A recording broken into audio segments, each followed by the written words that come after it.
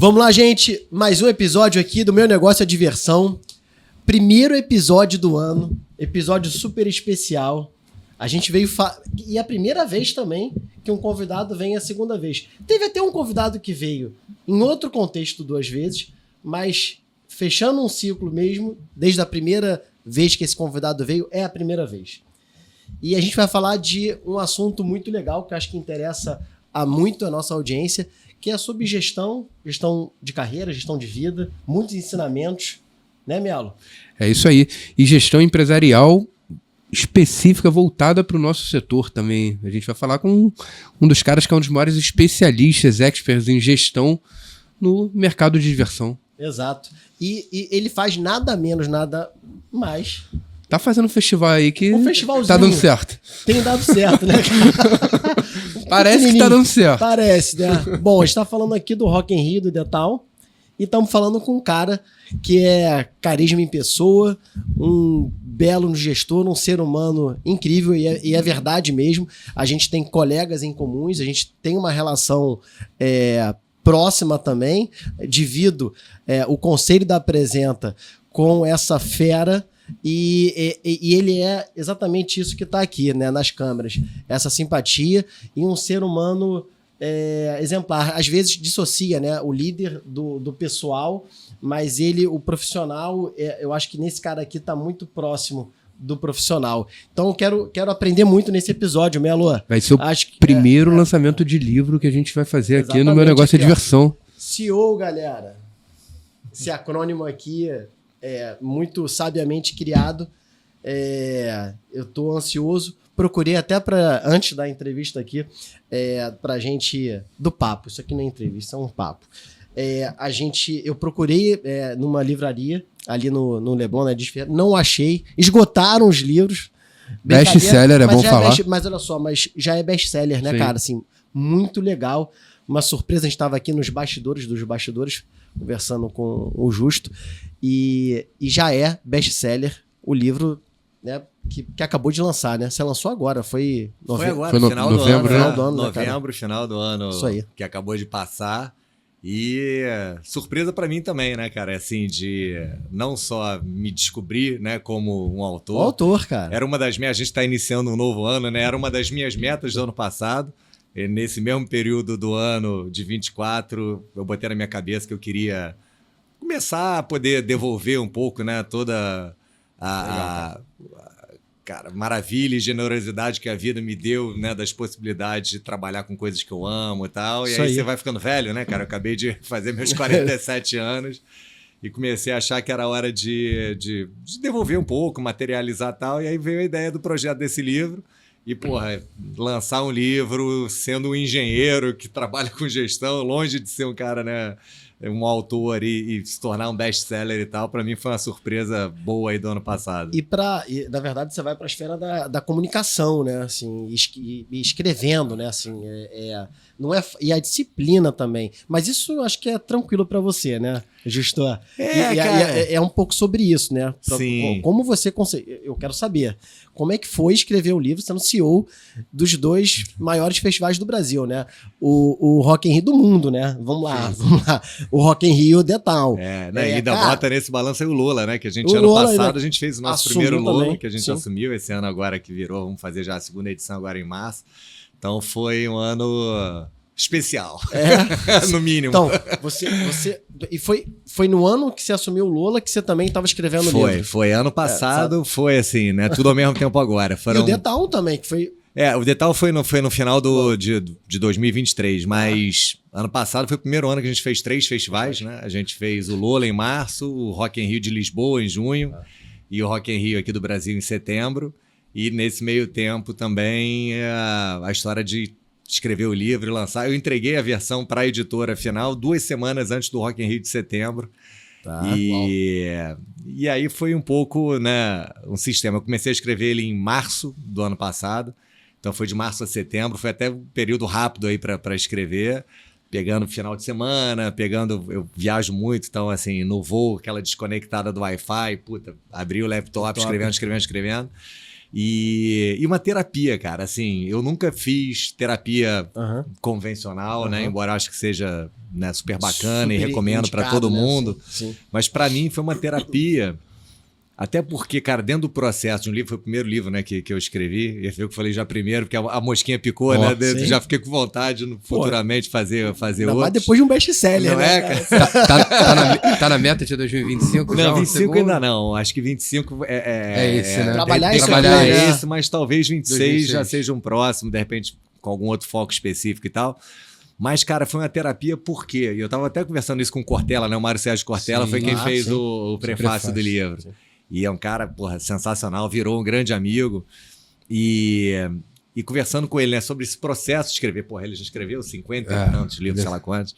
E eu falando, né, o quanto foi esse processo terapêutico. Porque, assim, especialmente o primeiro livro, né, você quer botar assim, cara, o que eu acho assim, mais relevante que eu gostaria de passar e tal. Então você tem que meio que organizar dentro das suas ideias, dos conceitos que você acha que seria bacana passar para alguém.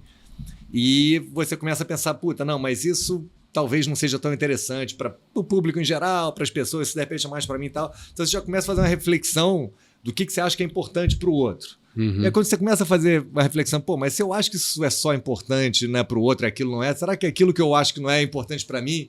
Então você vai ficando ali num bate-bola de rever coisas que você naturalmente faz, né, na tua vida e segue. E nesse processo de você organizar as ideias para escrever, e, pô, o que é relevante, como, né, abordar isso, essa história que eu vivi, cara, qual é o ensinamento que está por trás dessa história? E você começa a ver que, pô, são ensinamentos para você também, que você nunca tinha refletido, né? No dia a dia você está ali fazendo alguma coisa ou liderando um time e tal. Então ele é um processo, foi um processo para mim também importante, não só para isso, né, nessa intenção de passar adiante, trocar ideia através de um livro e tal, mas um processo meio que terapêutico, né? Foi bacana. E organizar as ideias, né? Categorizar as ideias, né? Também isso não é simples, né? Não. Mas, imagino que as ideias devem surgir sobre gestão em diversos aspectos e depois organizar isso também não é um trabalho. E o bacana, né, do que eu aprendi também nesse processo do livro, cara, esse livro, né, eu comecei a escrever ele. Primeiro é o seguinte, botando uma série de conceitos, e aí quando chegou ali no meio do que seria já o protótipo ali do livro e tal, eu falei, cara, não, bacana, mas tá um livro assim, né, cara? Porra, você fala de laranja, depois você fala de feijão, depois você fala de arroz e tal. Eu falei, cara, qual é o foco condutor, né, para isso aqui ter uma jornada, né, de um livro, que tem uma narrativa de início, meio e fim e tal. Perfeito. E aí, depois de escrever o livro, e eu olhando os conceitos que eu queria passar, eu falei, cara, pô, e se eu organizar isso? Aí vem meu lado engenheiro da história, né? Num sistema e tal. Aí eu criei um framework, né? E o livro ele tem um frameworkzinho baseado, não, puta, então peraí, esse conceito se encaixa nisso aqui, isso aqui, isso aqui e tal. Então virou uma modelagem, tem um gráficozinho de, cara, né? O CEO, e depois a gente fala um pouco sobre esse acrônimo, né? A brincadeira Conectar, que eu fiz e tal. Equilibrar e orientar. Perfeito. E eu comecei a ver, puta, então esses conceitos aqui tem a ver com essa parte, né, de conectar com as pessoas. Puta, esses outros conceitos aqui tem a parte da organização empresarial mais pragmática, que é orientar. Pô, tem uma coluna do meio aqui que é o equilibrar essas duas coisas, e que é o que eu acredito muito. Você fala prática, muito disso, né? Prática de vida, né? Eu acho que até no outro papo aqui eu falei isso também, né? Na relação com meus filhos, eu digo, cara, o segredo da vida é o equilíbrio mesmo, né, cara? Nem você ser dedicar a tua vida inteira só à saúde física, mas não largar isso, nem 100% ao trabalho, mas também, porra, né, não viver só do hedonismo e tal, nem 100% família, mas, porra, você tem que estar, obviamente, com a tua família o tempo inteiro e tal.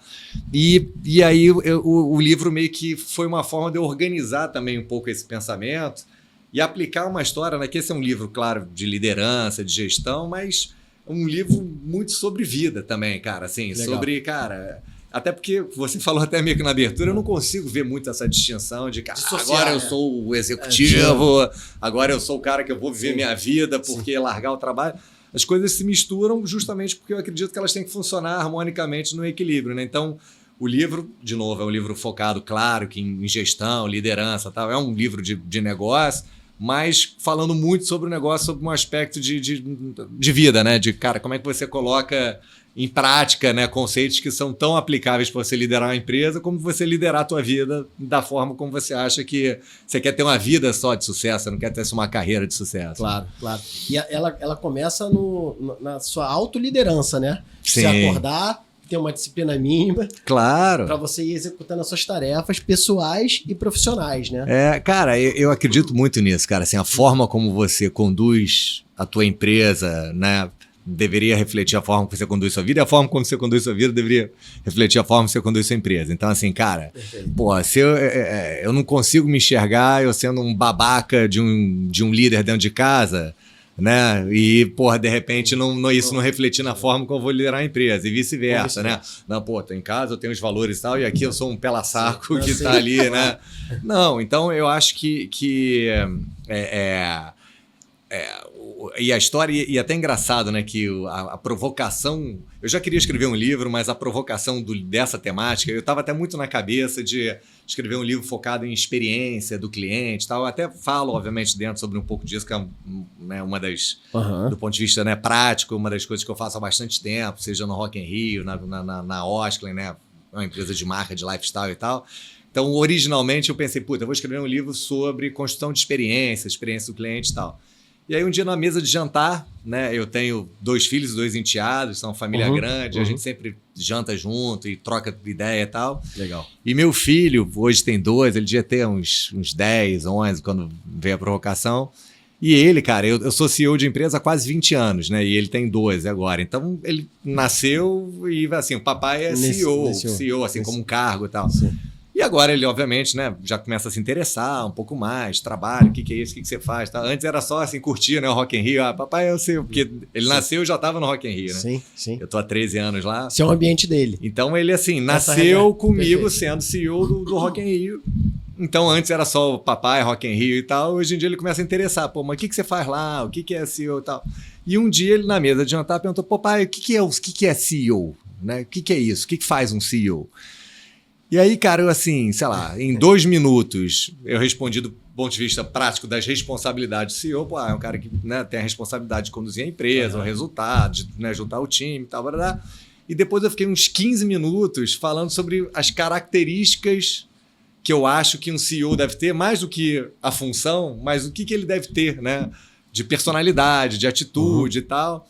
E eu falei, puta, tá aí, acho que em vez de escrever um livro, né, um primeiro livro falando especificamente, experiência e tal, eu falei, cara, deixa eu falar sobre forma geral, sobre o que eu acredito sobre atitude, sobre vida, sobre postura e tal.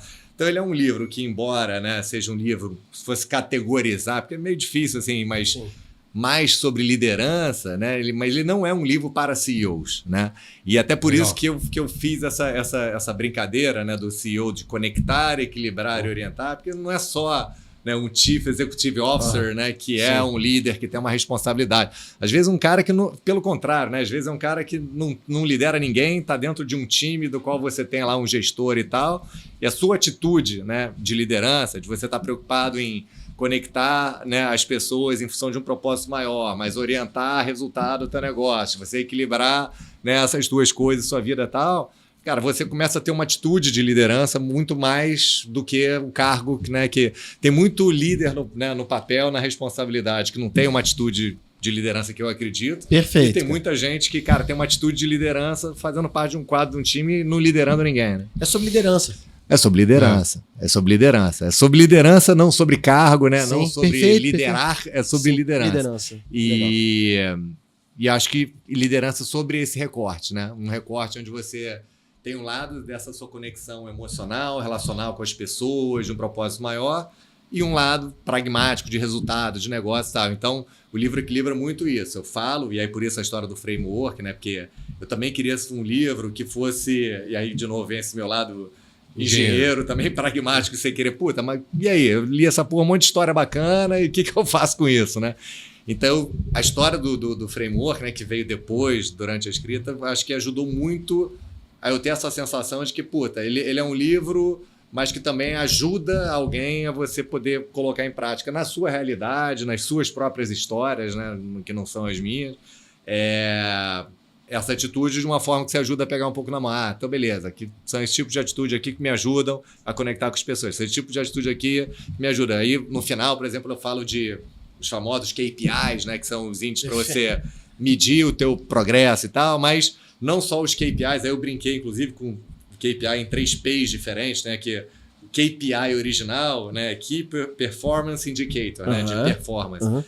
que está muito ligado ao orientar, né? Que é esse lado pragmático de resultado, orientado a resultado e tal, que, puta, qual é a tua meta, qual é o teu EBITDA, qual é do teu negócio. E aí você só olha número, né?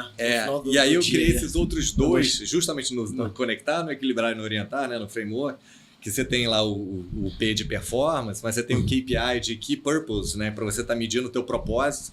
Então, como é que você consegue, e dentro da lógica de que você... É difícil, né? Porque é intangível, né, cara? E aí eu trago isso um pouco, né? E a gente faz isso. A gente criou, né, KPIs legal. de propósito no nosso negócio.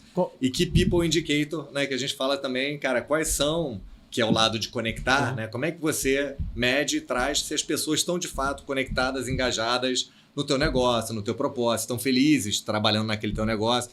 Então, hoje, né, eu olho assim, mais do que você olhar só pelo lado orientar, pragmático de resultado, que é o KPI de performance do teu negócio, é tão importante quanto isso, no conectar e no equilibrar, é você estar olhando como é que está a performance das pessoas, estão felizes, estão bacanas, estão conectadas, estão engajadas, e do propósito. Assim, isso tudo serve para algum bem maior, né? Esse negócio que você está fazendo é só para ganhar dinheiro, é importante ganhar dinheiro, é importante ter as pessoas felizes, mas, cara, e para a sociedade, né? O que você está trazendo de contribuição com essa ferramenta maravilhosa que você tem, que é uma empresa gerando negócio e tal. Então, é você como gestor, e é de novo o equilíbrio, tem que estar dando dinheiro para acionista, tem que dar resultado, as pessoas têm que estar felizes e, cara, você está fazendo toda a história girar aqui para um propósito um pouco maior do que só tá ganhando dinheiro, só tá vendendo ingresso, tá só, né, pagando bônus e tal. O que você está deixando de legado, né? E então ajuda também você ter um olhar para o teu negócio. Aí, de novo, a gente dá exemplos aqui, eu trago de como a gente montou isso lá no Rock in Rio e tal. Mas você no teu negócio, independente do que for, né, todo negócio pode e deve ter um propósito, né, por trás, de forma genuína, clara e mensurável, né? E assim, como é que você consegue quantificar essa... É difícil, né? Acho que o de people ali, pessoas, eu acho que é mais possível. Mas quantificar o propósito, um KPI de propósito... A gente, por exemplo... difícil, cara. A gente fez até, trazendo um exemplo concreto lá no Rock in Rio.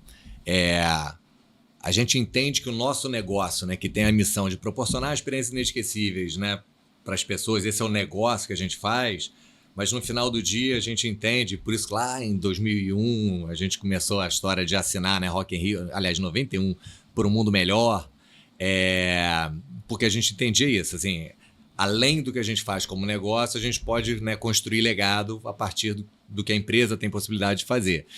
E aí a gente começou a fazer, desde, cara, neutralização de carbono, né, os projetos sociais, reverter parte da nossa grana para deixar alguns legados para além, né, do que a gente está deixando ali no evento e tal.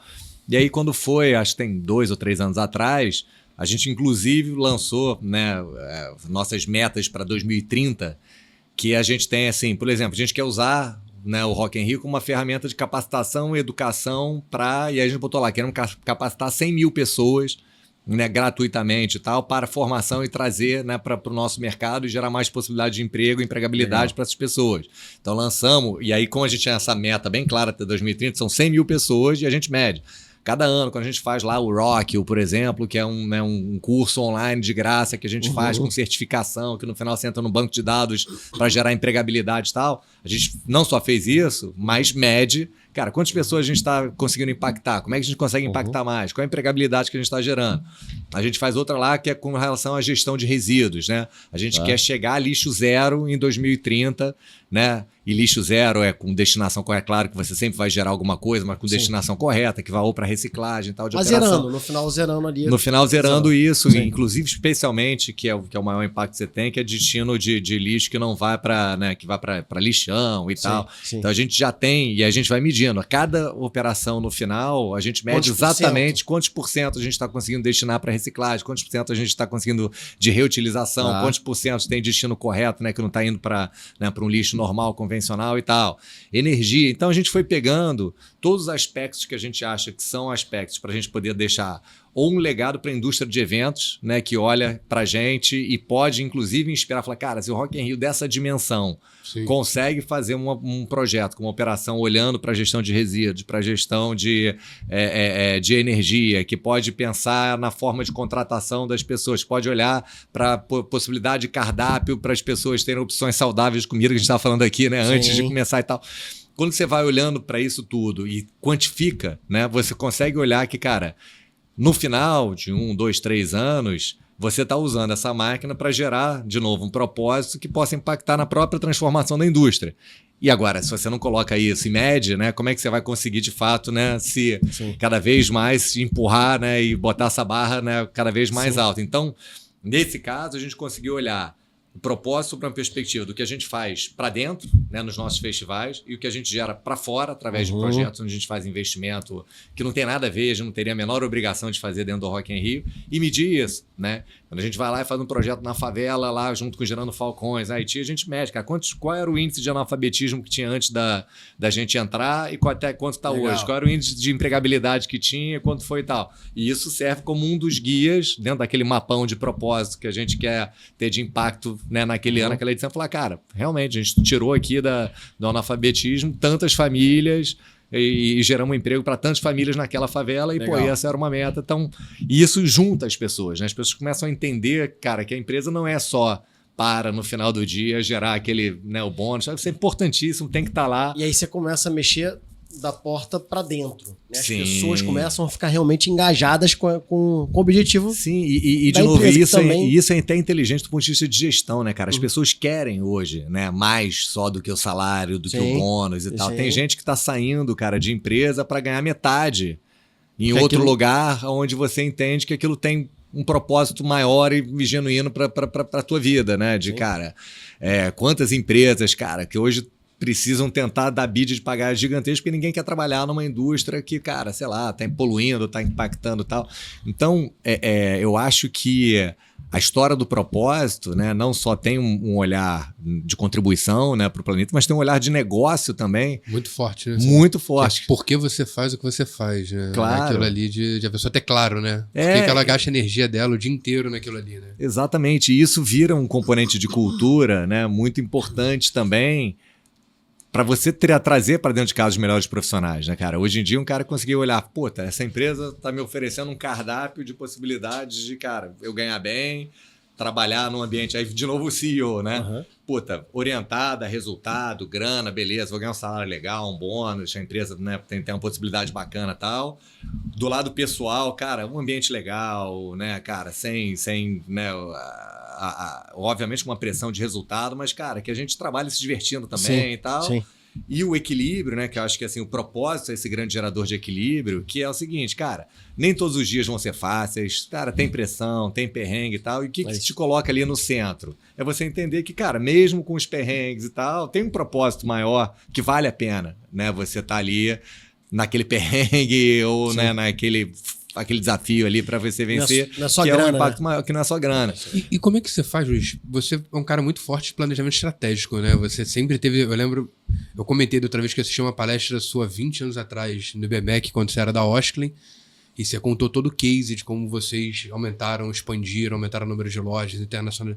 Como que você faz no dia a dia de forma pragmática para acompanhar, vocês traçam essas metas, traçam planejamento, para fazer esse acompanhamento e para fazer o Rock in Rio, numa entrevista que você deu para Veja, você falou que estava com chega a 28 mil pessoas, né?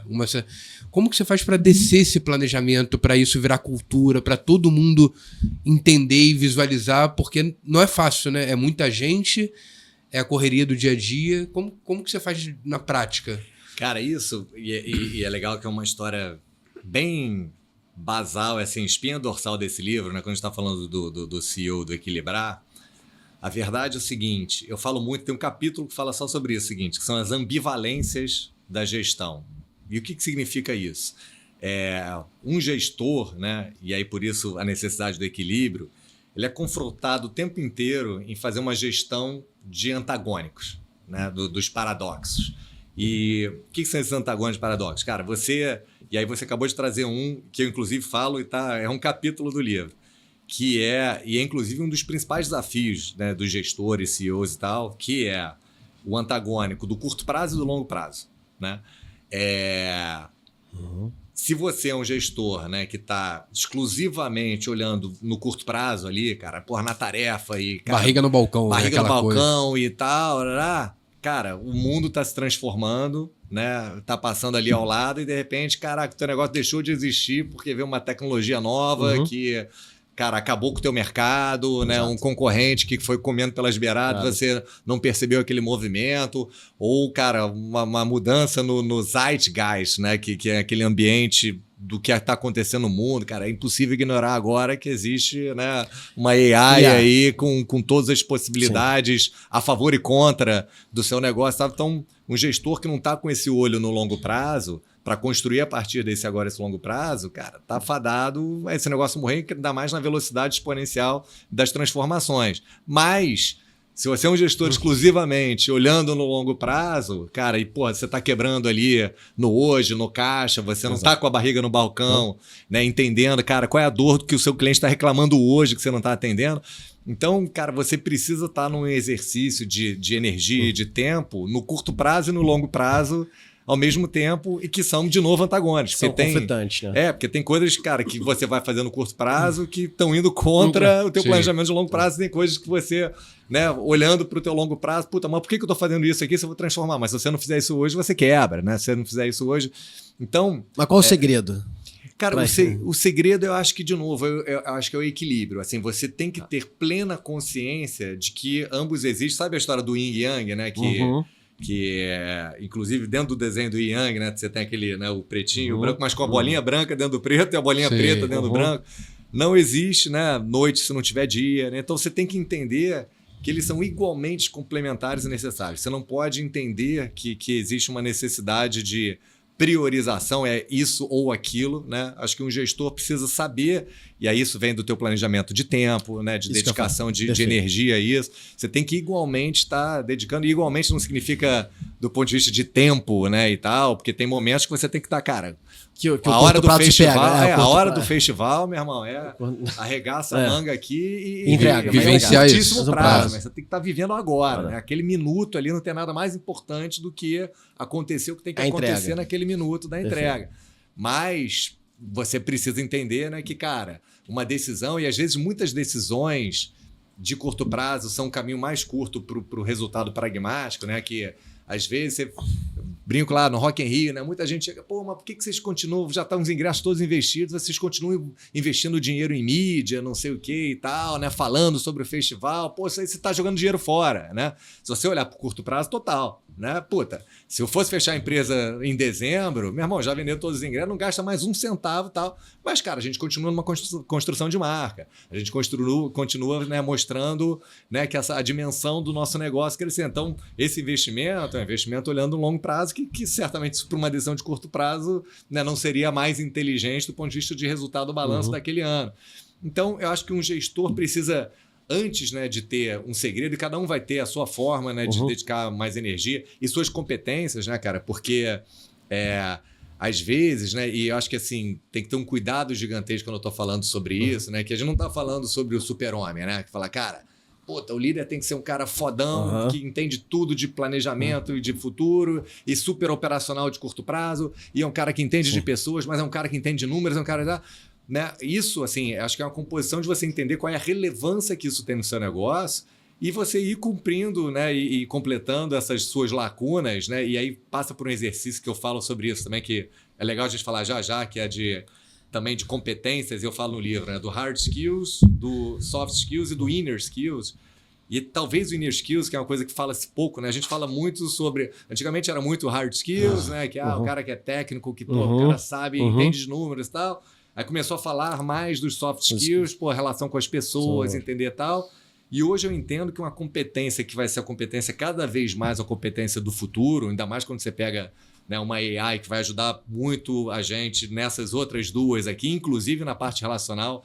As pessoas ainda estão dizendo que não, mas AI nunca vai criar, nunca vai relacionar. Vai, já está fazendo isso.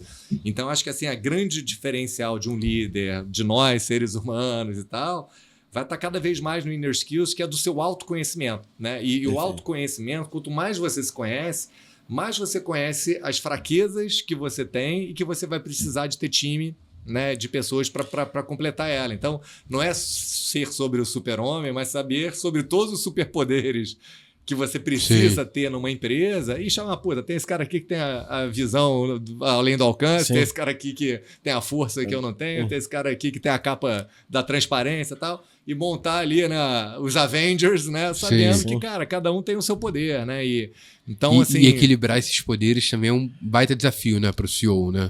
E também é o seguinte... A história, né? E cada vez isso está mais claro também da transparência que você precisa ter de demonstrar, inclusive, essa fragilidade, né? Pro seu time, né? Sim. Você não vai ser bom em tudo, né? Exatamente. E o cara que quer, né? Pela insegurança e tal, de puta, né? Eu sou o líder perfeito, que não erro, que sei tudo e tal. Você abre pouco espaço para poder usar o potencial das pessoas que poderiam completar aquilo que você quer esconder por insegurança que você não tem, né? Então, assim, eu tenho uma clareza e quando eu olho para o meu time e falo, cara, meu irmão, isso aqui é um dream team, né, cara? Porque eu sei que em cada área de competência daquela pessoa, cara, elas são infinitamente melhores do que eu sou para aquela competência. Né? Então, acho que o papel, né, do CEO, e por isso que, de novo, esse mapa, esse framework, é entender, cara, o que teoricamente eu acho que é necessário para um funcionamento, cara, de uma empresa bacana que está olhando para propósito, está olhando para resultado e está olhando para pessoas. Né? E conhecendo esse panorama, puta, agora vamos ver onde é que estão as minhas fortalezas, onde eu preciso me desenvolver se eu quiser atuar naquelas fortalezas, e o que eu preciso trazer, né, de gente, de time e tal, que faça essa história rolar. Qual skill a pessoa tem que ter para trabalhar no Rock in Rio ou no Rock World, nas empresas, né, nos eventos que vocês fazem gestão? Qual é essa habilidade? Qual é o skill genérico, digamos assim? Cara, eu que assim... você olha para a pessoa? Então, eu cada vez mais olho, aí falando de novo sobre essas 3 competências, né, de novo, hard skills, soft skills e inner skills, né? Hard skills, competências técnicas, claro, tem determinadas funções que você precisa ter ali, cara, né? Arquiteto. Um arquiteto, puto, o cara tem que ter um conhecimento espacial, saber usar uma ferramenta, etc e tal, mas ainda assim, cara, entre um arquiteto, né, sem determinadas atitudes e outro com determinadas atitudes, que aí a gente já começa a ir para os soft skills, né? Eu tenho um olhar desse, e graças a Deus a gente tem uma empresa que atrai muito talentos, as pessoas querem, pelo formato do negócio, pela nossa cultura e tal, tá lá. Assim, dentro de uma disponibilidade lá, daquela vaga, que eu, cara, vou priorizar, às vezes, um cara que se relaciona melhor com as pessoas, né? Tem uma ambição no sentido de, cara, pensar grande como a gente pensa, né? E não ambição só financeira, de resultado e tal, mas, cara, quero construir uma coisa de legado e tal. É uma pessoa que entenda que, cara, a responsabilidade da cadeira que a gente senta, porque a gente fala com muita gente e tal, né? E a gente está falando muito aqui de superpoderes, né? Eu sempre brinco com aquela frase lá do Homem-Aranha, né? Peter, né? Do Homem-Aranha. Muito boa. Que junto, né, com grandes poderes vem grandes responsabilidades. Cara, puta, essa cadeira que a gente senta é uma responsabilidade gigantesca quando a gente sabe que a gente é uma máquina de comunicação, né? Que chega em muitos lares, chega em muitas pessoas e tal. Então, vem para os soft skills. E a terceira, que é um processo eterno, né, de desenvolvimento, que é a história do inner skills, e eu sou um cara que tenho cada vez mais mergulhado nisso e querendo me desenvolver nisso, até porque eu acho que é um lugar onde você nunca chega lá, né, não tem uma linha de chegada, que é esse lugar, né, do autoconhecimento, né, a segurança que você vai tendo quando você começa a descobrir suas fragilidades e tá ok, né, para lidar com elas e tal. Então, assim, e essa é a mais difícil de você avaliar, né? Hard skills numa entrevista ali, faz uma provinha, mexe aqui, qual é o teu portfólio e tal. Se o cara não mentiu, né? Você consegue ali claramente fazer uma avaliação. Soft skills, um pouco mais difícil, né? Porque a relação, numa entrevista, um cara que é bem desenvolto ali e tal, numa referência você pega tal, até passa. E ao longo do tempo você vai entendendo, cara, como é que esse cara é num ambiente coletivo, em time, no dia a dia e tal. Então, assim, é um pouco mais difícil.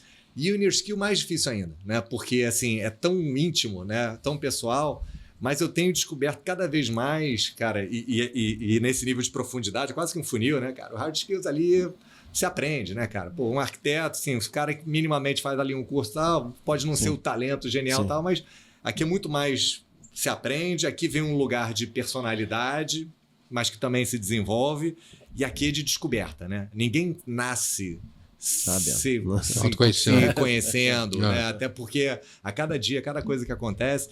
Então, né, long story short, né, assim, eu gostaria muito de conseguir começar a avaliar pelo inner skill do cara. Assim, cara, o quanto que esse cara é um cara que se conhece e tá mergulhado nisso, porque esse cara vai ter um poder de acelerar, né, as decisões certas da vida dele, de montar um time baseado naquilo que falta para ele, né, de entender que, cara, por que eu tô tendo essa atitude aqui no soft skills errada com essa pessoa e tal? Puta, será que isso não é porque eu tô sendo inseguro com isso? Será que eu não tô dando feedback certo e tal? Então, assim, quanto mais forte você tem esse seu lugar do inner skill do autoconhecimento, acho que melhor você vai desenvolver soft skills e aqui a tua vontade de aprender e tal.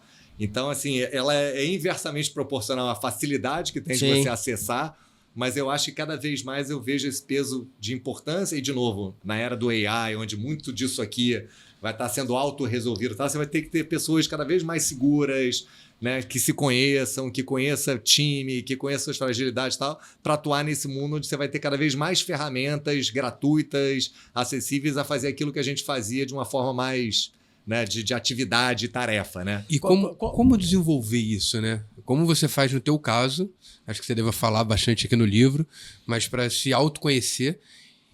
E no seu lugar especificamente, assim, como CEO, né, de um grande festival, imagino que muita gente queira te agradar, né, tipo ali, ou então, como que você faz para você fazer esse exercício de se autoconhecer? Imagino que você se cercou de gente que deva dar feedbacks muito transparentes, reais, mas como não cair em armadilhas? Cara, essa, assim, né? De novo, autoconhecimento é descoberta diária. Então, não tem fórmula de bolo e é um exercício. E o bacana é que não tem linha de chegada, né? Então, assim, cada conversa e tal. E eu acho que, assim, o segredo... E eu aprendi recentemente isso. E tem um livro super bacana que já dei de presente aí para zilhões de pessoas. Vou dar para vocês também. Que é de um cara, Eckhart Tolle, que chama-se O Poder do Agora. Um livro puta best-seller e tal. E que fala muito sobre a história da presença, né? Assim, e o quanto que é desafiador, né, cara? A gente vive muito com a cabeça, né? Ainda mais pessoas com grandes responsabilidades e tal. Cara, lá no futuro, na preocupação futura, ou no passado, a decisão que eu tomei do impacto e tal. E o quanto que você tá presente, assim, nada é mais importante do que o agora, né, cara? Se eu tô aqui com vocês agora, cara, não tem nada que esteja acontecendo no escritório, que aconteceu ontem lá em casa, não sei o que lá tal, que nesse momento agora seja mais importante do que estar aqui com vocês, conversando sobre isso aqui e tal. E quando eu sair daqui, tiver outra atividade e tal. Então, Perfeito, é isso. Esse, né, o acessar a presença, né, e eu acho que isso é difícil, porque a nossa cabeça é uma máquina muito louca, né, cara, assim, puta, você deita na cama, achando que você vai estar ali de noite resolvendo alguma coisa, não vai resolver nada, não tem nada para resolver ali naquele momento, né, e às vezes, né, grandes problemas que você cria de antecipação. Tá na sua mente, né? E que você vive, né, dias, anos, né, carregando uma preocupação que, cara, beleza, ela pode ter acontecido, então vive ela quando ela acontecer, que pelo menos, no mínimo, você vai viver menos tempo, né, esse problema, do que esse tempo todo que você está criando uma antecipação que você não resolve e tal. Isso não significa, cara, a gente falou de planejamento, sou um cara que planeja pra caramba, isso é diferente de você planejar coisas, né, mas é sempre a história de novo, tudo isso baseado no agora, né, cara? Então, eu acho que o exercício do autoconhecimento tem muito a ver com você, e é um exercício difícil pra caramba, que é de viver cada vez mais e mais tempo, que é impossível você conseguir ficar o tempo inteiro, mas você conseguir a todo momento tentar trazer e viver o agora. Né? A presença no agora. E isso traz, enfim, e aí de novo, tem literatura pra caramba, esse Eckhart Tolle é um autor, além de livros super bacanas, tem um podcast, toda quinta-feira ele lança um trecho de uma palestra e tal, onde é um conteúdo sempre falando sobre a mesma coisa, até porque só tem essa coisa, né, que é essa história baseada na presença, mas sobre vários aspectos e tal, e que é um momento, que é um exercício que eu faço, né? Meditação, né, cara, é um lugar que te traz muito para agora, né, de você conseguir, né, limpar isso, e às vezes a gente cria, né, outro dia eu tava fazendo essa conta, e aí vem o meu lado de planejamento, né, a gente ano novo, metas do ano e tal, e eu comecei a estruturar isso das minhas e tal, e uma é isso, assim, meditar todos os dias. Que é um negócio que eu tento, mas às vezes eu não consigo e tal. É a minha meta desse ano. E aí, cara, assim, meditar todos os dias. Eu abri uma planilha. Cara, o que eu tô fazendo com o meu tempo? E aí eu peguei assim, botei tudo, cara. Comer, quantas horas por dia, dormir quantas horas por dia, de trabalho, família, não sei o quê. Botei lá e tal. Eu falei, cara, meditar 5 minutos por dia são 3 horas no mês. Porra, não é possível. Não é possível né, que você não consiga abrir 3 horas no mês na tua agenda para isso, né? Pega o teu celular ali, abre no configurações ali, quanto tempo a tua média diária, né, no celular, Instagram, rede no social. Instagram, onde for tal, porra, troca no mês 3 horinhas para isso. Então, assim, tem metas que são fáceis e que a gente sempre cria desculpa, né, do não ter tempo, tal, que na verdade não é priorizar, é não colocar, né, de novo, no agora, essa realização. Né? Então, você que é um cara pragmático, é um cara de resultados, disciplinado, como é que é o seu dia, cara? Você acorda, como é que é a sua rotina lá na Rock Awards? Como é que é, cara? E eu acho que tem um pouco, aquela história também de organização financeira, né? É o pague-se primeiro.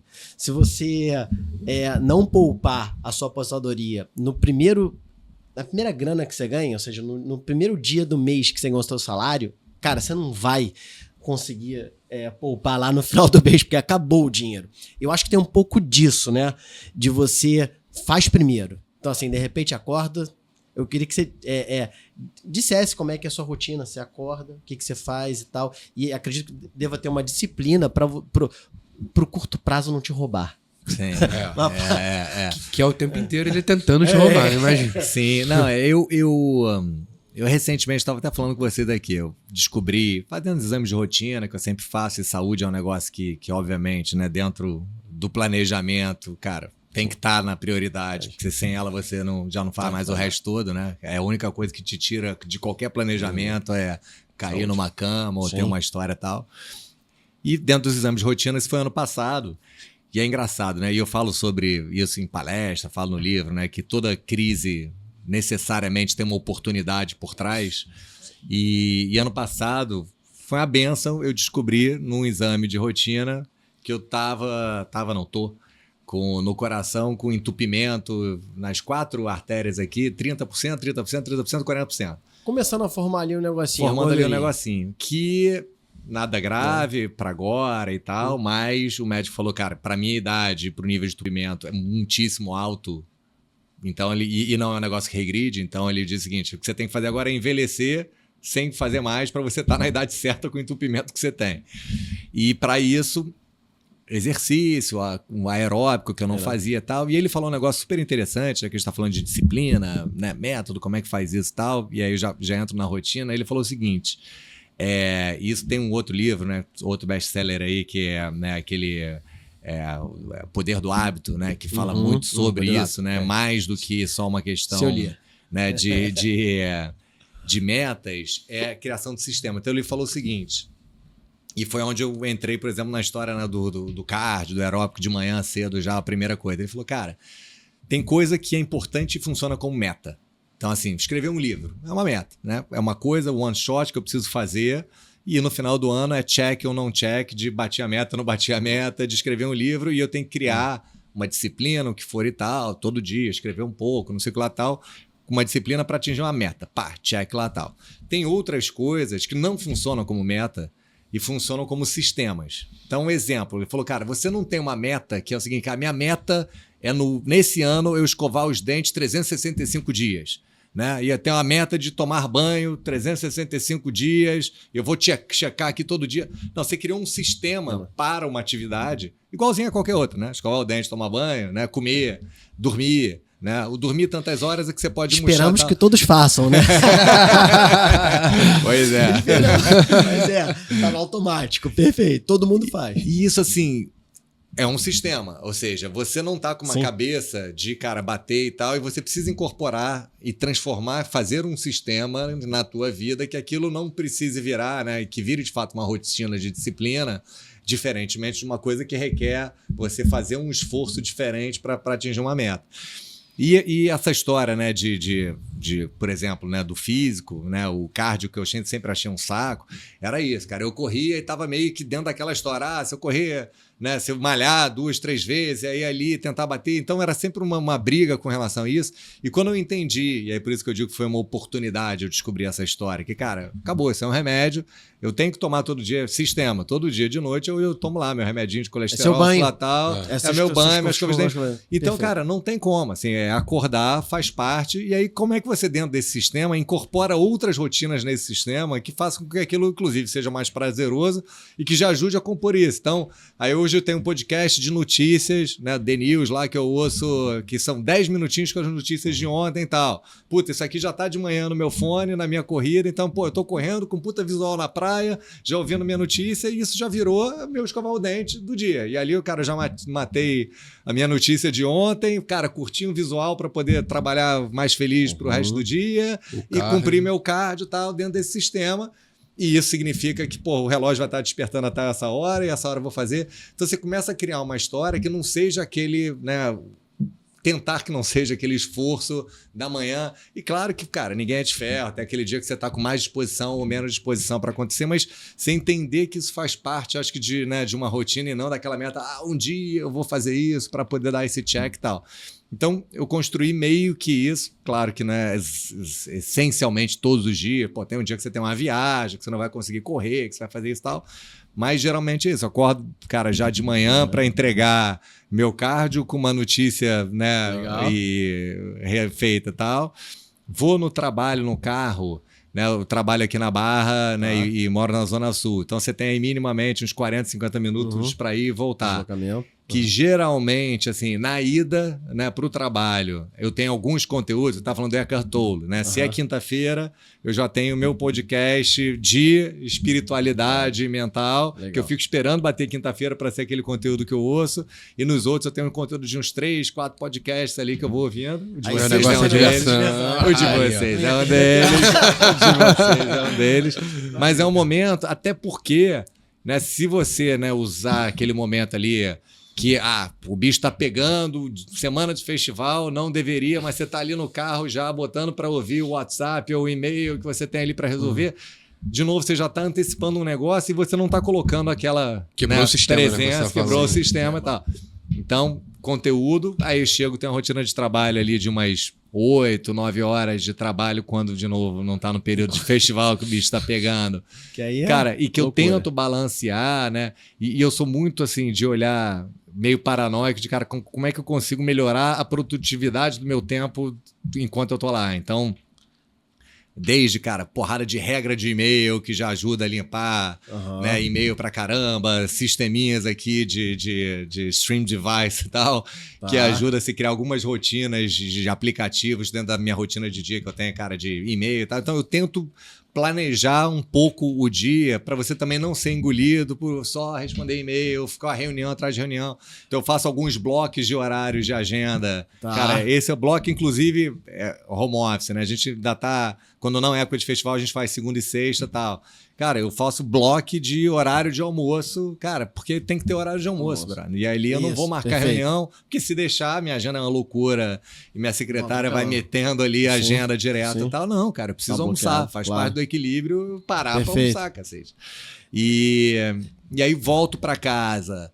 E aí, geralmente, na volta pra casa, e eu tenho também me colocado mais pra, cara, ligar pros meus pais, né? Pô, tem mais 40 minutos, 5, 10 minutos pra mãe, pai, como é que tá? Tudo bem? Não sei o que lá, tal. Botar ainda os últimos WhatsApps ali de ligação que você botou ali no to-do de retornar.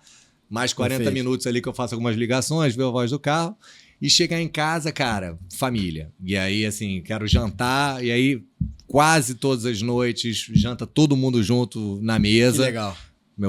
Cara, eu, minha esposa, meus filhos, enteados, todo mundo junto na mesa e ali trocando ideia, higiene mental para isso.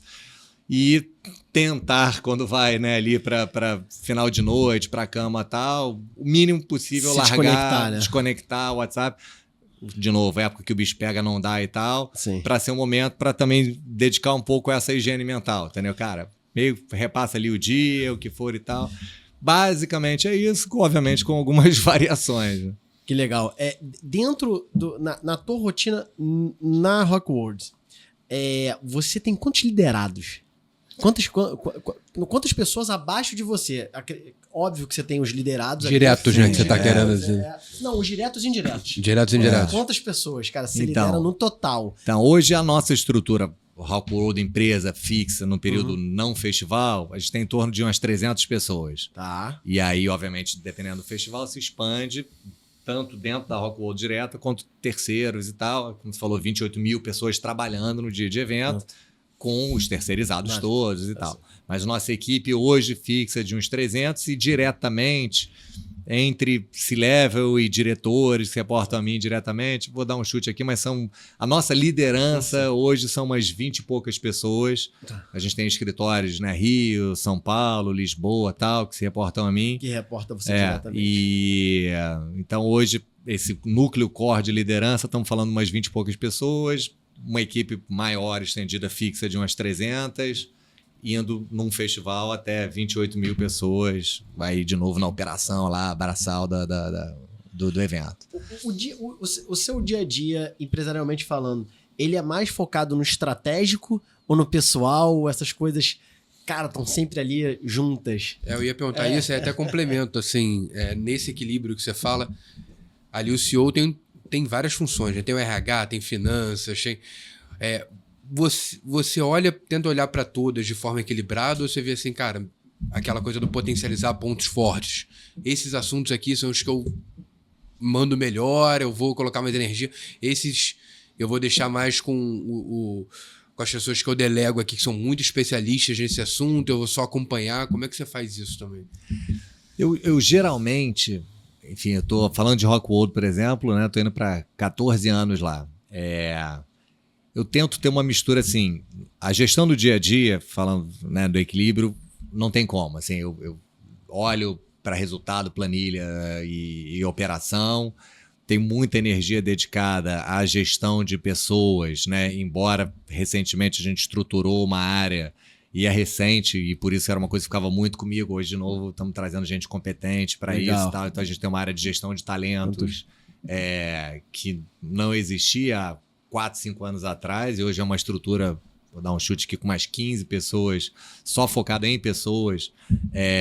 Excelente. Mas a gente, enfim, eu como acredito muito nisso, dedico muito do meu tempo e energia nisso, até porque eu acho que uma das principais funções minhas como CEO é a manutenção e a fortaleza dessa cultura, né, da empresa, e a cultura não tem como não passar por uma relação direta com as pessoas, com esses liderados todos. Então, eu invisto muito meu tempo nessa relação, né, com os liderados, menos para fazer ou cobrar a ação deles, mas mais para ver o quanto que é alinhado com esses valores e cultura, aquilo que está sendo feito, e até baseado também no feedback que vem deles, adaptar de, cara, puta, será que realmente, né? Então, assim, muita troca com as pessoas, com os liderados, obviamente muito olhar, né, analítico para o negócio, e sempre eu pego, né, meio que nessas metas pessoais, né, de a cada ano que a gente coloca, estamos no início de ano aí que estavam falando aqui, né, de as café promessas, sem né? açúcar, de não sei o que, tá? Promessa. Da minha forma que eu faço pessoal, e o livro ano passado era uma delas, sempre eu tenho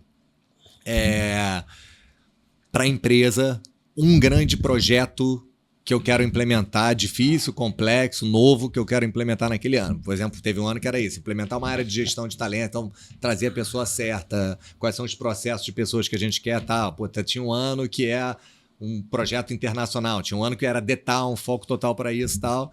E para esse ano, uma coisa que e já está determinado e conversado que eu quero muito fazer é começar a estruturar, não só na minha área, né, mas em todas as áreas, um olhar para a sucessão.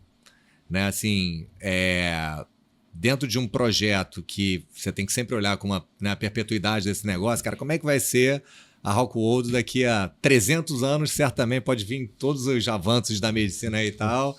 É bem possível que eu não esteja aqui, né? E nem eu e nem ninguém que está hoje, né, na Rock World, nem o estagiário que acabou de entrar. Cara, e como é que essa empresa vai estar?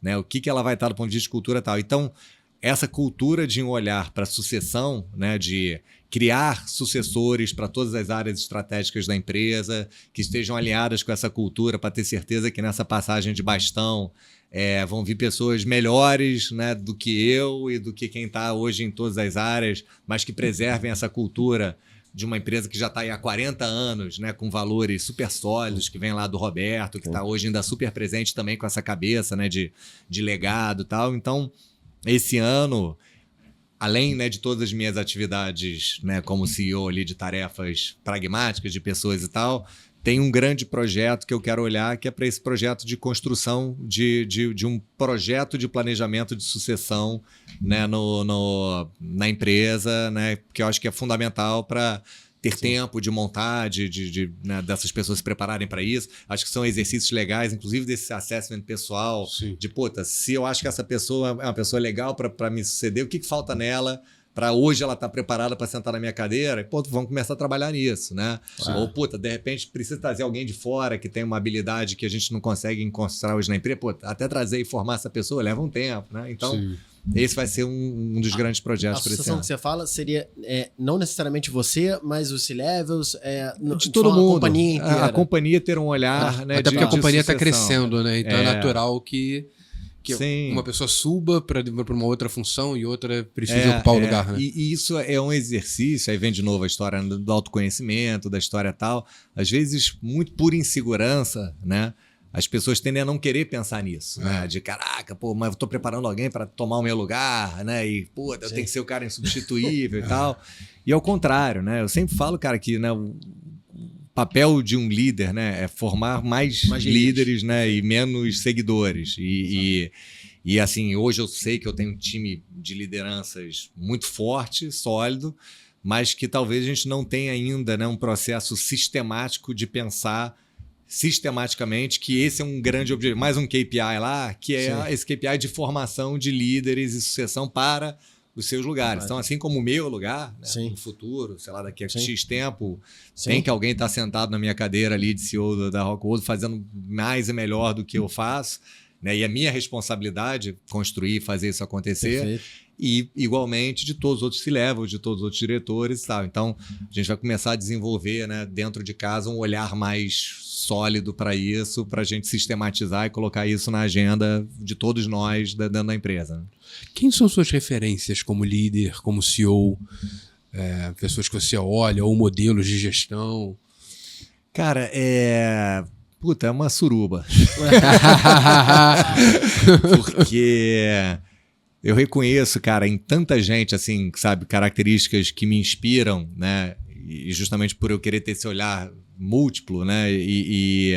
Então, assim, claro, desde as referências dos líderes que eu tive, né, o privilégio e tenho, né, de conviver, o Roberto, sem dúvida nenhuma, é um cara que me ensina, por exemplo, diariamente sobre coragem. Né? Puta, não tem cara mais corajoso do que esse cara. E uma boa coragem, não é uma coragem só loucura. Do louco, né? De loucura e tal, mas uma coragem que vem de um lugar, né, de confiança, de propósito, cara, de entender, né, que é possível, né? Saber o que quer, saber visão, o que ele quer construir, né? Visão, né? E é uma coragem associada muito a esse lugar, cara, cara, daquela barreira do impossível, né? Que geralmente para muito a gente ali, muito no início da corrida, né, cara? A limitação é nossa, né? A limitação é nossa. Total. Então, assim, ele é um cara que, assim, porra, me inspira, de novo, diariamente, um cara que já construiu tudo, ou seja, claramente você vê que não é um cara que está precisando buscar alguma coisa, né, para autoafirmar, é um cara que tem na sua composição a história de criar, né? De deixar legados grandes, grandiosos e tomar risco para isso também e tal. Então... Não, legal você falar disso, que tem um projeto, né? Você podia... Cara, me fugiu aqui o nome do projeto, do Dream... A cidade... O Imagine. O Imagine. Puta, cara... Ó a dimensão desse sonho grande, né, cara? Cara... Então, ali é um projeto do qual... a gente faz parte, ali nem é a Rockwood diretamente, Tá. né? Mas é um projeto gigante, envolve, né? Cara, aquilo é Não, construir, né, um distrito de Grosseiramente entretenimento. não é uma Disney ali Tem na alguns cidade da vídeos, eu Rock. falei, cara, que Então, isso, assim, cara? tem obviamente envolvido uma série de parceiros e tem ali um componente onde, obviamente, a Rockwood faz uma parte, até porque o Rock in Rio acontece dentro Aham. de um espaço, Sim, né, que vai estar ali. que tá dentro Sim. dessa composição, mas tá aí uma grande demonstração de um cara, né, que assim, depois de tudo que já construiu, vai lá e fala, puta, mas e esse sonho dessa dimensão ainda maior, né? E então, assim, ele é um cara que me inspira diariamente nessa história. Né, tem outros líderes, cara, que e aí não necessariamente, né, na área de negócio, que me inspiram, por exemplo, dentro dessa história, dessa jornada de autoconhecimento, que é uma coisa que eu cada vez mais olho e busco para isso. E inclusive muitas lideranças também que te inspiram a partir do que elas perceberam ao longo da vida dos erros dela, né? Assim, então, um exemplo, assim, cara, é impossível. Você pega lá Steve Jobs, você lê qualquer, já li 300, né, biografias dele, cara, todo mundo diz que o cara, do ponto de vista que é o que eu não acredito, né, como líderes, Que a gente falou aqui, né? um asshole lá, e puta, a forma de lidar e tratar com as pessoas, ou seja, como é que um cara que construiu tanto, né, tem atitudes como essa, mas chega no fim da vida e ele começa a falar sobre reflexões. Ele era um cara muito espiritualizado, apesar, né, dessas atitudes. É um cara que sempre buscou muito o lugar do autoconhecimento e tal. E no final da vida, lá no Lei de Morte, ele começa a reconhecer uma série, né, de erros e que, porra, que bom que você consegue ter ainda em vida, né, um olhar para entender, puta, assim, um cara que construiu tal, reconhece que não valia a pena determinadas coisas para construir o que ele fez. Então, assim, cara, eu que não vou construir 1/3 do que ele construiu na vida do ponto de vista de legado para a humanidade no lugar onde ele foi, puta, né? Posso olhar isso como uma referência de um cara que, pô, tem muito para inspirar, mas que diz o que vale ou não vale a pena lá no final, no obituário lá, né? No que vai estar escrito lá na lápide e tal. Então, eu sempre tento buscar isso, assim, da referência de grandes pessoas que construíram, né? Porque meu olhar sempre foi, né? E por isso que eu fui por um caminho, né? De perseguir meus sonhos em lugares onde eu pudesse construir coisas também que eu achasse, né, grandiosas e tal, mas dentro desse olhar, né, de cara, assim, como é que eu faço isso tendo, cara, uma vida que no final do dia também me orgulho da vida que eu tive, e não só de construção que você fez, atropelando todo mundo e tal. Essa não é a minha história. Então, eu me inspiro disso, cara, da coragem de um Roberto a um Steve Jobs que lá no final da vida se arrepende de ter feito isso a qualquer custo. Equilibrar, né? É o equilibrar. Acho que é equilibrar. Cara, me inspiro muito diariamente, cara, na minha família, pra caramba, cara. E família, cara, minha esposa, meus, cara, filhos, cara, pô, tem atitude que eles fazem ali, eu falei, puta, meu irmão, né? Assim, caraca, assim...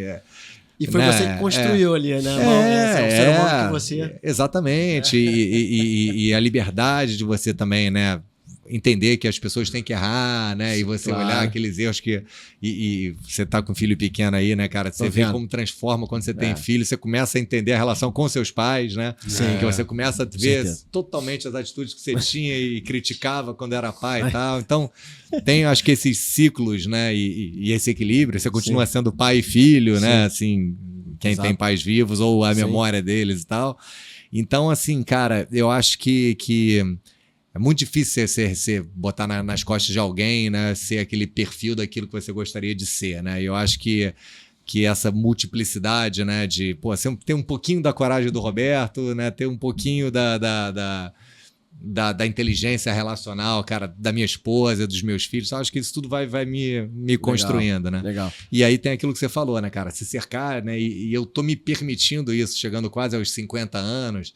Cara, eu quero passar cada vez mais tempo com as pessoas que me inspiram, né? E eu tô tendo também o privilégio de poder isso, assim, cada vez escolher mais estar com as pessoas que eu acho que eu posso contribuir, dar alguma coisa em troca para elas e elas darem para mim, e menos, cara, de ter que estar ali no protocolo e com gente que você acha que não vale a pena. Né? Não se conecta. Isso aí, Luiz. Você falou de AI. Bastante, é uma coisa que a gente fala bastante também aqui no Meu Negócio de Diversão. A gente trabalha com AI no dia a dia. O ChatGPT virou obrigação, né? A gente, cara, usa mais, eu particularmente uso mais do que o Google.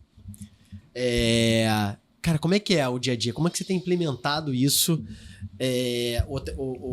na Rockwood? Ou isso tá sendo muito orgânico? Assim, as pessoas já estão usando porque tá vendo mesmo, é uma necessidade de você, porque senão você fica realmente para trás. Como é que é essa história de AI hoje para os eventos?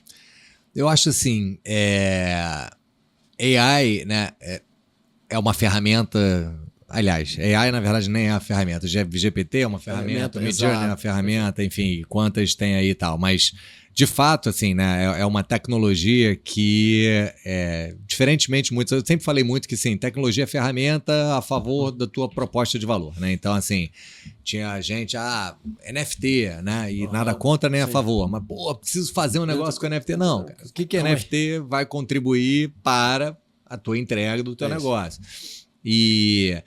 E aí tem, obviamente, muito sobre isso, né? E eu acho que a gente está no momento disso, assim, você pegar lá um GPT, por exemplo, vai te otimizar uma porrada de processo, manual, seja comparação de contratos, seja desenvolvimento de planilha, para tudo, né? Tudo. Sem dúvida nenhuma, ela traz, acho que hoje, uma camada muito rápida de implementação, de substituição de tarefas, né? E eu acho que cada vez mais, aí vem de novo a história, né, do inner, do conhecimento e tal, que cada vez mais, né, e eu acho que esse vai ser o futuro, e é legal que dá até uma oportunidade de transição de mentalidade, né? Antigamente você olhava muito assim, cara, tem uma molecada que sabe mexer com a tecnologia, e a galera tá ficando os dinossauros, né, e tinha esse conflito, né, quando você falava sobre tecnologia. E eu acho que, né, com o passar do tempo, claro que vai ter uma galera que não se conecta, que não se conecta com a tecnologia em si e tal, mas partindo de uma referência, como hoje, né, cara, qualquer senhorzinho usa o Google, né, e nem tá pensando que está usando o Google, né, como é que usa o Google, como é que usa a internet, né, já se incorporou com uma tecnologia e AI já é AI, que eu digo, as ferramentas de AI, já ali na esquina, GPT, por exemplo, já vão virar isso, mas o que eu acho, assim, como é uma coisa muito baseada na história, né, dos prompts, né, e do teu input, da qualidade da tua informação, eu acho que isso vai trazer, né, para dentro das empresas, e aí vem de novo essa história da pluralidade e tal, que cada vez mais empresas que tenham olhares plurais e diversos, seja de etaridade, seja, né, de gênero, seja de realidades sociais e tal, vão permitir que cada vez mais você tenha uma sofisticação de saber, né, o que perguntar, né? Ou seja,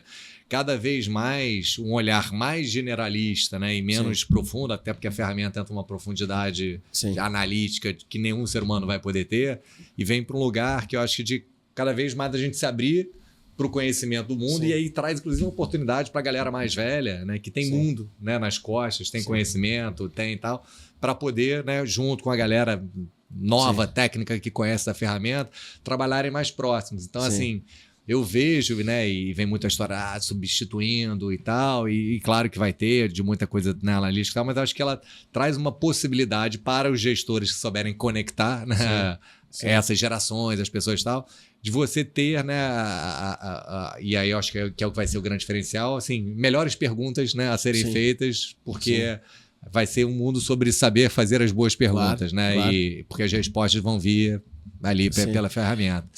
Então, assim, a gente tem feito bastante coisa já usando isso, muita tarefa já sendo implementada e otimizada. Né? Acelerada. Muito, assim, cara, briefing de criação, criar uma cenografia de um conteúdo de experiência nova e tal. Tem 2 segundos, a gente vai lá com as ferramentas generativas de imagem, de vídeo e tal. E tem 18 opções que a gente estaria ali. Um custo absurdo. Com custo absurdo. E conselho, né? Às vezes troca uma ideia, fala assim, cara, eu tô na dúvida aqui da data. Tem 10 datas para fazer o detal, um exemplo. Aí você coloca lá as datas, a IA vai te cuspir ali a melhor data e às vezes pensar em coisas que você não pensou. Cara, o que eu sou realmente entusiasta, porque eu vejo que a gente está numa terceira onda de tecnologia, assim como foi o início da internet. O iPhone, né? 10 anos depois, o iPhone mudou a dinâmica do mundo, como você acessa conteúdo, e agora AI. E aí você tem uma produção, uma aceleração de crescimento e de tudo mesmo, cara, que Assim, acho que é difícil de mensurar. E eu acho que ele vai valorizar também, e aí eu acho que é uma coisa super importante, né, falando dessas características, né, dos inner skills, os soft skills e tal. Acho que tem uma característica de atitude, cara, que é, pra mim, você perguntou, né, lá atrás, como é que você contrata uma pessoa? Acho que, cara, o principal skill que uma pessoa tem, independente, de novo, arquiteto que tem habilidade de arquiteto, o cara que tem atitude mais ou menos agressiva, o cara que é bom senso. E assim, bom senso, cara, é a principal atribuição que você pode ter. E, de novo, no mundo de AI vai ser fundamental porque você deu um exemplo ali. Qual é a melhor data para fazer o detal? Beleza, ele vai te cuspir, mas não necessariamente você tem que ter cuidado, né? E aí, quem é que faz a avaliação? No mundo que você vai estar cada vez mais acostumado a confiar 100% na informação que é cuspida ali, eu brinco o seguinte, cara... Obviamente é exagerando, porque não é assim, mas se uma AI olhar o seguinte, cara, toda pessoa que tem excesso de peso faz dieta, corre o risco de lhe dizer que fazer dieta engorda, né? Por uma correlação que você tem que, cara, só faz dieta as pessoas que têm excesso de peso, então significa que se isso tal... De novo, é um exagero dizer isso, mas uma pessoa com bom senso consegue olhar essa informação sob uma perspectiva que não é só de um tipo de análise, né? E falar o seguinte, não, mas peraí, cara, o cara tá fazendo porque ele tem, e é por isso que tem, que tá fazendo tal, e a correlação é essa e não é essa. Então...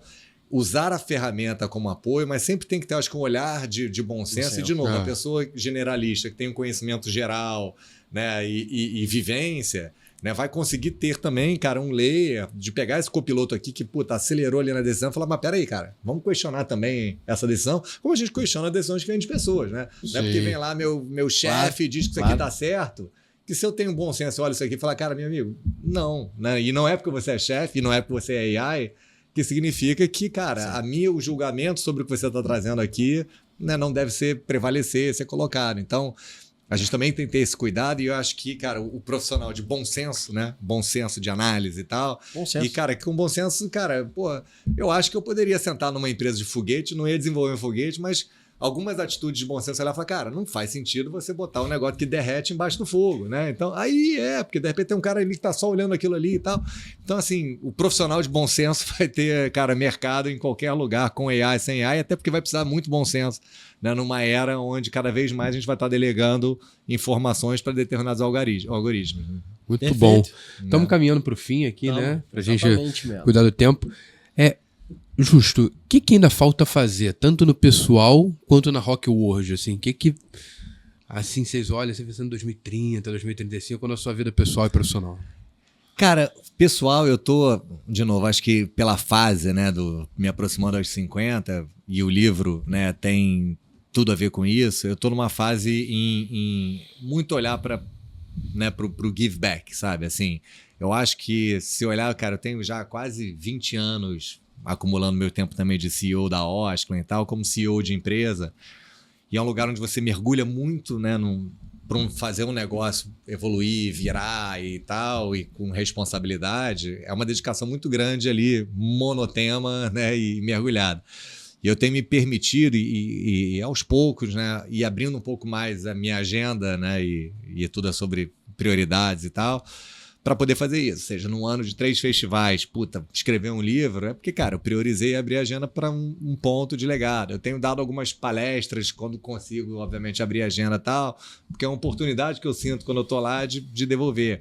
Esse ano, tá dali dentro das minhas metas, e eu até quero transformar, né, esse framework que eu achei que ficou tão bacana e estruturado, a forma, né, de apoio a lideranças e tal. A minha ideia esse ano é e aí, de novo, minha agenda como executivo não permite mais do que isso, mas eu quero começar a fazer algumas mentorias pessoais, e assim, e até estava organizando, como é que eu vou fazer isso, né, cara? Eu falei, cara, minha ideia é pegar, assim, negócios que tenham já algum nível, né, de faturamento e que tenha lá, cara, uma liderança, ou um CEO, um empreendedor, né, que entenda que tenha, né, um potencial para poder crescer e, cara, trabalhar para fazer um projeto de mentoria para 2, 3, 4 pessoas, né, no ano, no máximo, para poder dedicar e tudo que eu faço com responsabilidade, para de novo poder ir transferindo e a forma que eu vejo multiplicar para além do que eu faço como líder, para outros líderes de outros negócios que possam multiplicar dentro do que eu acredito de um formato, né, de liderança e de gestão. Então, no pessoal é isso, é começar a abrir um pouco a agenda para sair só, né, da minha função ali, que é super importante, relevante, vai continuar sendo, né, de estar à frente da Rock World, mas de ter uma energia para isso. Participar mais de algumas palestras, dar algumas mentorias e tal, que possa, de novo, nesse momento de give back, né, de olhar aí para os próximos 50 e assumindo a velhice, poder ir transferindo também para além só desse legado que é esse projeto, né, dentro da própria Rock World, poder fazer isso transbordar um pouco para fora, sabe? Já fica aqui o convite para a nossa Exatamente. mentoria aqui. Na verdade, a gente está nesse momento. A gente tem 6 mentorados. Que legal. Estamos com 6 a gente mentorados tá com 6 do Brasil mentorados. inteiro. E a gente escolheu mesmo os 6 mentorados. Assim, a gente viu o nível que eles estavam. Legal. Foram 100 no total. 50 ali com uma base que a gente viu, cara, ok. E a gente foi afunilando até que a gente escolheu uns 10, assim, mais ou menos, e a gente escolheu, era pra ser 5. Acabou sendo 6. Porque, cara, tem que ter tempo. Exatamente, pra fazer a gente quer se direito. dedicar, E a exatamente. gente vai acompanhar eles um ano, justamente pra gente ver. Legal, essa vamos trocar evolução. figurinha depois pra Vamos, isso aí. Só vamos. Vocês vão Por me isso- mentorar, fazer a minha Não. mentoria. Não, tá sendo um aprendizado, cara, assim, aprendizado, né, Legal. pra gente também, né, assim, é um aprendizado. É. Como fazer essa mentoria. A gente, Aham. claro que a gente tem o nosso framework, tem a nossa organização para fazer isso, a gente tem um passo a passo, mas estamos aprendendo também. Legal. A vida é sobre isso, cara. Aprender fazendo. Né? exato. E fazer aprendendo. Não, e assim, a gente aprende também com os mentorados. Então, Claro. tem informação, claro, assim, tem conhecimentos que às vezes a gente não tem e a gente traz e soma, como aqui com você. E tá sempre aprendendo, né? E a questão do autoconhecimento, né? Quando você vai trocar ou vai passar algo pra alguém, você aprende muito mais, né? Porque você, na hora que você vai falar, você já olha, você já se observa, né? Por que eu tô falando isso? Por que eu vou dar esse direcionamento assim, assado? Então, muito Você sai de um lugar, né, das suas atitudes mais intuitivas, né, que são importantes e tal, para você colocar ela, né, aterrizar de uma forma mais, né, metodológica, né, para isso ser replicável e escalável, né? E aí hoje é isso, de novo, o livro, a mentoria, é um olhar disso, cara, como é que eu consigo escalar aquilo que eu acredito, né, como um modelo de gestão que, nesses últimos 20 anos, seja na Osklen, né, ou na Rockwool, de certa forma, deu certo, né, os negócios cresceram, prosperaram, os times felizes e tal, e, puta, será que isso, né, é escalável? E então, o livro, né, e o feedback, pô, já ter virado um best-seller e tal, pô, indica que talvez, né, esse formato faça sentido para outras pessoas. E eu acho que a mentoria, de uma forma mais na prática, né, podendo trocar e orientar, acessar. Hoje eu também faço parte de conselho de algumas empresas e tal. Então, é esse lugar de poder, assim, né, expandir um pouco isso que eu acredito e Entregar, né, e devolver multiplicar, um pouco. multiplicar mais para mais gente, né? Legal. Dica de um livro? CEO, pô, esse livro, cara, eu vou te falar, transformou a minha vida. Pô, cara, vai transformar. Legal demais. Valeu, bom, galera. cara. E Obrigado. pra fechar, quem que você gostaria de ver conversando aqui com a gente? Ih, rapaz, coisa boa, cara. Eu tenho o Não, Alan, o Alan já fez aqui um pedido aqui. pedido. E Episódio 100. Episódio tentar 100, trazer com no certeza. episódio 100 aqui uma pessoa super especial. Eu tô na missão. É uma pessoa difícil de trazer aqui, mas tô na missão. Mas A gente acredita no impossível. Vambora, Explica pra quem ele. sabe, quem A gente sabe. acredita, É. A gente acredita. Então vamos ver, ele seria bem legal se viesse aqui. Pô, cara. É. Ainda mais num episódio super simbólico, 100, que era a nossa meta aqui, quando a gente falava, cara, a gente vai ter um dia 100 episódios. Legal. A gente já tá com 80 episódios gravados. gravados. Legal, é isso, cara. Hoje eu tava correndo na praia, pra gente fechar aqui, tava correndo na praia e até falei pra minha esposa hoje não correu comigo. Quando chegou lá, e ela tá no momento de vida também de uma transformação lá específica e tal. Isso aí. E aí tinha uma senhorinha correndo com a camisa lá, que, em inglês, mas dizendo, né, que, cara, qualquer jornada de 1000 milhas, né, sempre começa com um passo. É né? isso aí. E é exatamente isso, assim, a diferença, né, de quem faz, de estar no campo e quem tá na plateia, é que, cara, quem tá no campo tá lá, perde, toma gol, Tá faz fazendo gol, o primeiro mas tá passo. jogando, É isso né? aí. Faz o passo no Então- dia, faz o passo no Então, no aí, outro. certamente, quando vocês, dentro da meta dos 100, tinha que Sim. começar com o primeiro, Sim. depois fazer o segundo e tal. Sim. E já vocês estão completando aí 100 100 anos episódios. de histórias É. que certamente estão inspirando aí a galera, né? Tem uma frase que eu tenho estampada na Jabuticaba, que é minha produtora, que é, pegando como música, que é um passo à frente e não estamos no mesmo lugar, que é do Chico Sainz. É isso. E acho que é o mesmo Gênio. conceito aí. É isso. Legal. Bom Bacana, demais. gente. Muito Obrigado bom. aí por receber de novo aqui no Pô, obrigado você. podcast. Pô, foi ótimo, hein? De novo Obrigado. aqui. Galera dá que esse prestígio curtiu, pra gente, cara. Por favor, segue a gente no Instagram, segue no Spotify pra ficar sabendo em primeira mão. Se inscreve no YouTube, TikTok, escolhe qual é a rede social que você prefere pra acompanhar, que vão estar os cortes com o Justo. Isso aí. Vai ser muito legal ter vocês aí acompanhando a gente, que a gente faz isso aqui pra ajudar a impulsionar o setor. Meu negócio é diversão, Luiz Justo, Rock World. Muito bom. Valeu, galera. Obrigado. Obrigadão. hein? Valeu.